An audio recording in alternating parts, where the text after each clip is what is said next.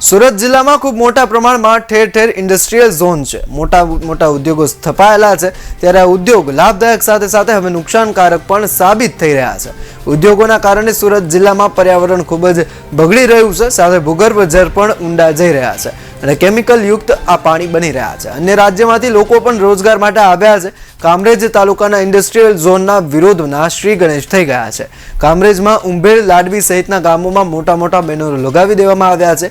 એમાં સ્પષ્ટ લખી દેવામાં આવ્યું છે કે આ રહેણાંક અને એજ્યુકેશન ઝોન છે। કોઈ પણ ઇન્ડસ્ટ્રીયલ બુકિંગ કે બાંધકામ કરવું નહીં। જો કરવામાં આવશે તો તેનો ઉગ્ર વિરોધ અને કાયદાકીય કાર્યવાહી કરવામાં આવશે। સાથે જ જિલ્લા કલેક્ટરને પણ રજૂઆત કરી દેવામાં આવી છે। આ વિસ્તારમાં ઉદ્યોગ ન સ્થાપવામાં આવે તેવું જે છે એ બેનરો અને હોર્ડિંગ્સ લગાવવામાં આવ્યા છે।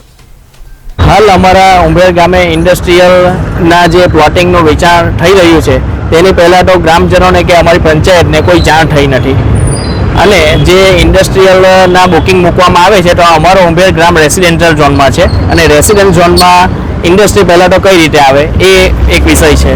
ત્યાર પછી રેસિડેન્ટ ઝોનમાં જો ઇન્ડસ્ટ્રી આવવામાં આવે તો ઇન્ડસ્ટ્રીમાં ગ્રામજનોને ઘણું નુકસાન છે, જેવું કે એમને સ્વાસ્થ્યની તકલીફ પડે, ત્યાર પછી પાણીમાં ભૂગર્ભ જળ ઓછું થઈ જાય, ત્યાર પછી પોલ્યુશન, નોઇઝ પોલ્યુશન થાય અને જે હાલ ગામના ખેડૂતોના પાણીના નિકાલ માટેની જે કાસ છે એ કાસ પણ જે ઇન્ડસ્ટ્રીયલ પ્લોટિંગ કર્યું છે તો તે કાસ પણ પૂરી દેવામાં આવી છે।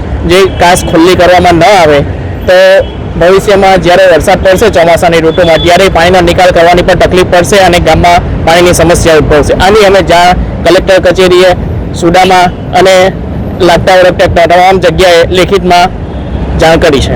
બહારથી વસ્તી આવશે કઈ રીતના થાય છે?